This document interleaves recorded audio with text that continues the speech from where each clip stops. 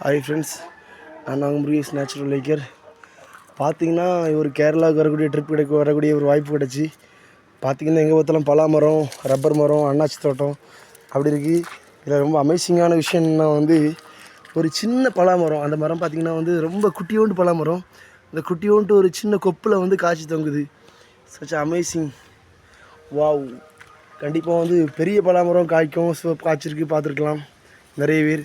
ஆனால் கண்டிப்பாக இந்த மாதிரி சின்ன மரம், ரொம்ப சின்ன கன்று பலாமரம் காய்ச்சி பார்த்துருக்கக்கூடிய வாய்ப்பே இல்லை. ஸோ பாருங்கள், அதோடைய கொப்பு பார்த்திங்கன்னா அந்த கொப்பில் பலாப்பழத்தை தாங்குகிற அளவுக்கு கூட இன்னும் அந்த கொப்பு தடிமன் ஆகலை. இருந்தாலும் பலாப்பழம் அந்த குட்டியோண்டு மரத்தில் காய்ச்சி தொங்குது. வாவ்!